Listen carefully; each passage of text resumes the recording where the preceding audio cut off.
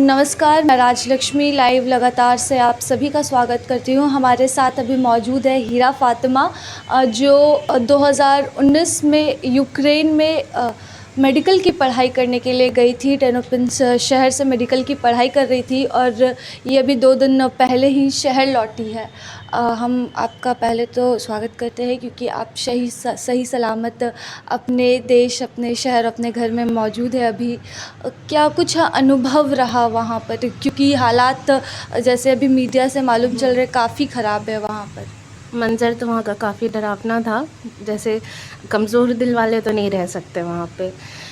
Basically वहाँ बच्चे एक दूसरे में मारा पीटी हो जा रही है क्योंकि हर किसी को अपनी जान प्यारी होती है, तो उन्हें हर किसी को बॉर्डर क्रॉस करना है। वहाँ से बहुत लड़कियाँ गिर रही हैं, लोग उस पे से चढ़ के जा रहे हैं। किसी का सारा सामान चला गया है, वो बॉर्डर के उस तरफ है।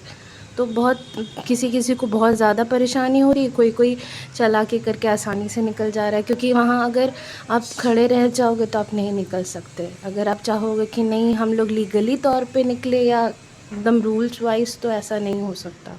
आपको चालाकी दिमाग निकालना पड़ेगा बिल्कुल, कि बिना उसके आप नहीं निकल सकते वहाँ से। तो आप जिस यूनिवर्सिटी में पढ़ाई कर रही थी, तो युद्ध का ये जो माहौल, ये पूरा सीन क्रिएट हुआ, तो क्या बहुत सारे स्टूडेंट्स पहले ही निकल चुके थे या फिर आप आखिरी बची थी उनमें निकलने के लिए? नहीं, ऐसा कुछ नहीं हुआ था। बहुत स्टूडेंट्स बचे थे। जैसे बहुतों की फ़्लाइट 24 की थी, 26 की, 27 की। अगर लाइक 3-4 दिन के बाद कुछ होता तो मैं ये कह सकती थी कि 50% बच्चे निकल चुके हैं वहाँ से। लेकिन अभी बहुत बच्चे थे, बहुत बच्चे, क्योंकि लोग की फ़्लाइट्स थी और ट्रेन टिकट्स भी नहीं थे, कि वो क्योंकि फ़्लाइट्स कीव से होती हैं तो सब वहीं जाते हैं जनरली। लेकिन ट्रेन टिकट्स तक भी नहीं मिल रही थी क्योंकि इतनी ज़्यादा रश थी वहाँ जाने के लिए। अब उसके वजह से बच्चे गए हैं तो वो वहाँ कीव में फंस गए। अब उनको जो कीव में ऑलरेडी थे वो, और जो दूसरे शहर से जा रहे थे वहाँ फ़्लाइट लेने के लिए, वो तो लाइक बहुत बच्चे कीव में फंसे हुए थे। धीरे धीरे करके फिर सब कोई जैसे हमारे यूनिवर्सिटी के 1-2 लोग बाहर वापस आए, बाकी तो अभी भी फंसे हुए हैं। आपको ये कब रियलाइज़ हुआ कि अब यहाँ से निकलना चाहिए और इंडिया वापस लौटना चाहिए? अगर मैं आपको सच कहूँ तो मैं नहीं निकलना चाह रही थी, क्योंकि मुझे घर से भी बोला जा रहा था कि एम्बेसी का वेट करो, वो लोग निकालेंगे। लेकिन ये हो रहा था कि सब निकल रहे हैं, अगर हम बच जाएंगे तो सिर्फ एम्बेसी हमारे लिए नहीं आएगी इतना रिस्क उठा के, क्योंकि वॉर के सिचुएशन में कोई भी नहीं आना चाहेगा, और 1-2 लोगों के लिए तो बिल्कुल नहीं। तो मैंने यही सोचा कि हमें निकलना चाहिए। तो मैंने वही फिर ग्रुप बनाया कि हम इतने लोग, क्योंकि 1-2 सिंगल लोग और अगर बॉर्डर जाए तो बहुत ख़तरा है। अब ग्रुप में जाएंगे तो आपको इजी पड़ेगा, सब एक दूसरे की हेल्प करेंगे। तो आप लोग कितने लोग साथ में आए थे अपने कॉलेज से? 15-20। 15-20 सारे इंडिया के अलग अलग स्टेट से थे और 5 झारखंड के ही थे? नहीं, वो हमारे साथ नहीं थे। वो मुझे एयरपोर्ट पे पता चला कि ये हमारे साथ है। क्या सिचुएशन थी हीरा वहाँ पे, जब ऐसा युद्ध का, पहले तो वॉर टाइप का सुनाई दे रहा था कि हाँ होगा, देन जब होने लगा तो वो क्या माहौल था वहाँ पर, क्या सिनेरियो था वहाँ का? एक्चुअली ये बोला जा सकता है कि कोई भी इतना प्रिपेयर नहीं था वॉर का, कि वॉर इतना सिवियर हो जाएगा।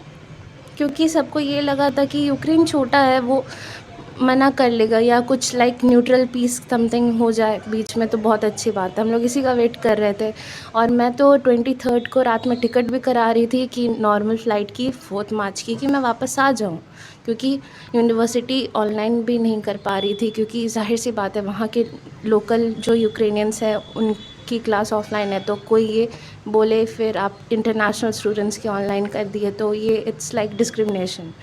सो इसीलिए मैं भी नहीं आना चाह रही थी, लेकिन फिर था कि नहीं, चलते हैं इफ़ इन केस, क्योंकि घर वाले सारे ही परेशान हैं। हम लोग कितना इन्हें कंट्रोल करें, बहुत पैनिक हो रहे थे सारे, लेकिन फिर करते करते आ गए। तो अभी वहाँ पर क्या सिचुएशन है? आपके सारे फ्रेंड्स जितने हैं वो सारे पहुँच चुके हैं कि कुछ अभी भी? ऑलमोस्ट पहुँच चुके हैं बॉर्डर पे। बहुत बॉर्डर्स नहीं क्रॉस किए, क्योंकि हम लोग जितने लोग आए थे, हम लोग उतने लोग तो बॉर्डर क्रॉस नहीं किए। मेरे साथ सिर्फ मेरे 2 दोस्त थे जो हमने मिलके जो बॉर्डर क्रॉस किया। बाकी सारे, वो भी तो हमें लगा कि बिछड़ गए। अब मुझे अकेले, जब मैं गई तो मुझे लगा मैं बिल्कुल अकेली हूँ। फिर मुझे एक दोस्त मिले तो मैं बहुत खुश हुई। दैन फिर एक करके एक और आए, तो हम 3 का ग्रुप बन गया, ट्रायो। दैन नेक्स्ट बहुत लोग फंसे हुए थे, 2 बहनें थी, दोनों अलग हो गई हैं। इस तरह का बहुत सिचुएशन था कि लोग क्रॉस नहीं कर पा रहे बॉर्डर तक आने के बाद भी, क्योंकि ऐसा है कि अगर एक गेट में 7 लोग हैं तो कोई भी नहीं चाहेगा कि हम उसके पीछे लगे। सब चाहेंगे कि नहीं, पहले मैं जाऊँ करके वहाँ बिना लाइन का ऐसे गैदरिंग समथिंग हो गया था। तो अगर, क्योंकि वो एम्बेसी वाले भी वहाँ थे और जो आर्मी वाले थे यूक्रेनियंस, वो बोल रहे थे कि अगर लाइन रहेगी, दिखेगी लाइन, तो लाइन के थ्रू एंट्री हो जाएगी, क्योंकि हमें इमिग्रेशन के लिए चाहिए था, वहाँ वीज़ा स्टैम्प चाहिए था पासपोर्ट में। अगर गैदरिंग हो जाएगी तो किसी में मिला, किसी में नहीं मिला, तो इसीलिए रूल था बस वो।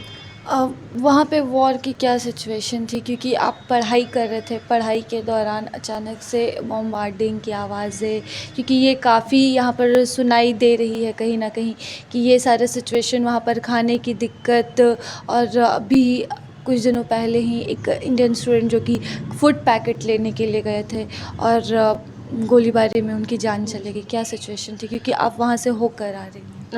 एक्चुअली मैं ये कहूँगी कि वहाँ जो हमारा शहर है टर्नोपिल, वहाँ ऐसा कोई ख़तरा नहीं था, बिल्कुल भी नहीं, क्योंकि वहाँ बिल्कुल, अगर ये बोलूँ कि रशिया सिर्फ आर्म्ड बेसिस को अटैक कर रहे थे, तो हमारे टर्नोपिल में एक भी आर्म्ड बेसिस नहीं थे। तो हमारा Ternopil is the safest in all Ukraine. But जैसे रहा कि कीव एंड खाकिव, तो अगर रशिया को यूक्रेन को ओवरटेक करना है तो देन कीव पे अटैक करना ज़रूरी था। लेकिन इतना ज़्यादा सिवियर हो जाएगा कि लोगों को बहुत ज़्यादा कैजुअलिटीज़ आई हैं। स्टार्टिंग में सिर्फ बॉर्डर्स पे था, तो we are like it's okay, वो वहाँ पे निपट जाएगा। बट धीरे धीरे वो अंदर शिफ्ट होने लग गए, सिटीज़ और डीप आने लग गए, तो वो बहुत ज़्यादा सिवियर हो गया था। बम्बार्डिंग, लाइक बच्चे डर रहे हैं वहाँ बंकर्स में जो छुपे हुए हैं, सायरन बोल रहे हैं, हमें कंटिन्यू सुनाई दे रही है, बम्बार्डिंग हो रही है, फायरिंग्स हो रही हैं, तो वो काफ़ी डरावना था। इतना सिवियर होगा हमने कभी नहीं, किसी ने भी नहीं सोचा होगा यूक्रेन में। तो आप बंकर्स में कब गए? बंकर्स में जाने के लिए वॉर टाइप का कुछ आया कि हाँ, आप लोगों को अब सेफली बंकर्स में जाना है, वहीं पर रहना है? कितने दिनों तक आप बंकर्स में थे? मैं दिनों तक तो नहीं, मैं बोलूँगी कुछ घंटों के लिए थी मैं, क्योंकि हाँ, बंकर्स जाने के लिए हमें वार्निंग मिलती है, जो सायरन बजते हैं, जो सायरन कंटिन्यू बजते हैं। हमें पहले बिल्कुल नहीं लगा था, लेकिन जब हम सायरन सुन रहे तो हमें लगा कि it's like just alert thing कि आप सावधान रहिए, बट वो कंटिन्यू हो रहे थे।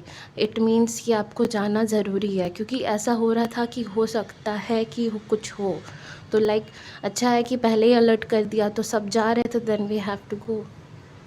जाने के बाद, बंकर में जाने के बाद ऐसे कुछ वहाँ पर? हमारे शहर में तो नहीं था, लेकिन दूसरे शहरों में जहाँ हो रहे थे बहुत ज़्यादा, तो वहाँ तो था कि वो अपना पूरा सब कुछ लेके आए, क्योंकि ये नहीं पता कि वापस जाएंगे तो उन्हें वो चीज़ मिलेगी कि नहीं मिलेगी, क्योंकि वहाँ ऐसा था कि कभी भी कुछ भी हो सकता है लोगों को। हाँ, कीव जैसे है, खारकीव है, तो वहाँ खाने की बहुत प्रॉब्लम्स हो रही थी, और बच्चे जो फंसे हुए उन्हें तो लाइक खाना पानी भी नहीं मिल पा रहा है बिल्कुल भी, क्योंकि वो बाहर ही नहीं निकल पा रहे।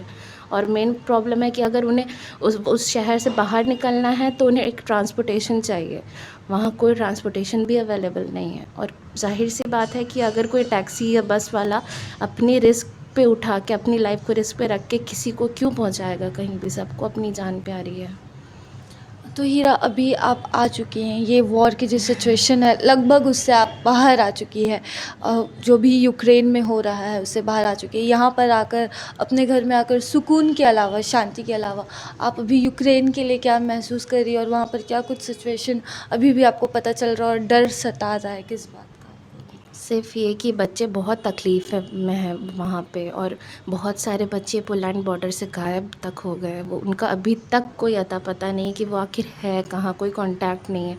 बस ये है कि वो लोग जल्दी से मिल जाए और जो फंसे हैं वो निकल जाए, क्योंकि उस बॉर्डर के बाद की जो है, जहाँ पे थे हम, शेल्टर्स एंड ऑल, वो सब बहुत अच्छे हैं। जो प्रॉब्लम है वो सिर्फ बॉर्डर को क्रॉस करने का है।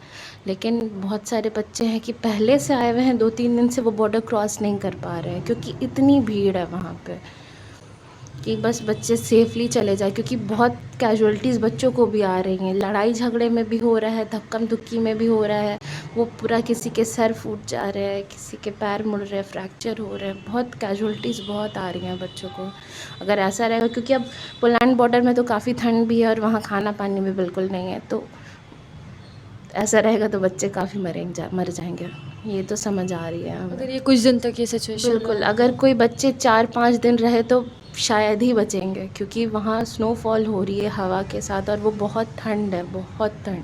जितना लाइक जहाँ हम थे वहाँ भी स्नोफॉल होती थी, तो वहाँ था कि नहीं, हम इस बिल्डिंग से वहाँ जाना है हमें, हम सेफली हो जाएंगे। लेकिन बॉर्डर्स पे ऐसा कुछ नहीं है कि हम वहाँ जाके शेल्टर ले सकते। वो बिल्कुल एक प्लेन मैदान जैसा है, तो कोई शेल्टर नहीं है। तो यही प्रॉब्लम हो रही है कि बच्चों को कुछ भी हो सकता, कुछ भी।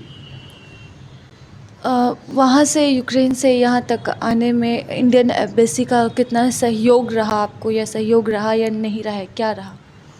सहयोग रहा है, क्योंकि अगर सच बताऊँ तो कभी ये नहीं सुना था कि फ्री फ़्लाइट्स अवेलेबल होंगी हमें वहाँ से, हमें वहाँ का वीज़ा मिल जाएगा, हमें घर तक ड्रॉप किया जाएगा। तो ये चीज़ें काफ़ी अच्छी रही, क्योंकि ये मैंने कभी नहीं सुना था, क्योंकि मैं उतना नहीं जानती थी इतना। लेकिन इस बार देखने पे लगा कि हाँ चलो, एम्बेसी हमारे साथ है तो then we can do anything.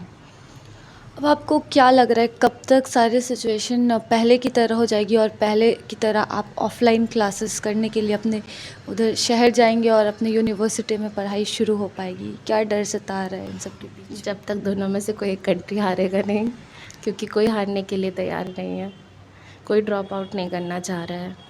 बस यही है कि अगर कोई हार गया तो शायद ही बच पाए, क्योंकि यूक्रेन में बहुत, कीव में तो बहुत ज़्यादा हो गए हैं कैजुअल्टीज़, एयरपोर्ट्स तक में भी प्रॉब्लम हो गई है, वहाँ पे भी बहुत कैजुअल्टी आ गई है एयरपोर्ट में। सो यही है कि अगर हो गया तो ठीक है, and we can go for further, अगर बचे तो।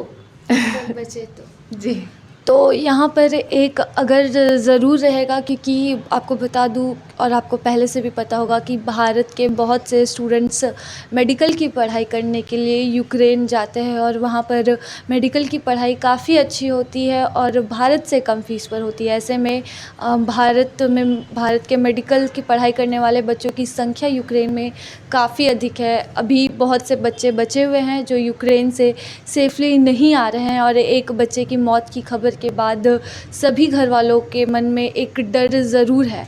ऐसे में ये हमारे साथ हीरा फातिमा है, जो कि भालूबासा की रहने वाली, और 2 दिन पहले ही जमशेदपुर अपने शहर आई। हालांकि हीरा जिस शहर में थी वहाँ पर इस युद्ध के कोई भी हालात नहीं थे, बंकर्स बने ज़रूर थे, लेकिन स्थिति उतनी भयावह नहीं थी जितनी कि कीव और खरकीव की है।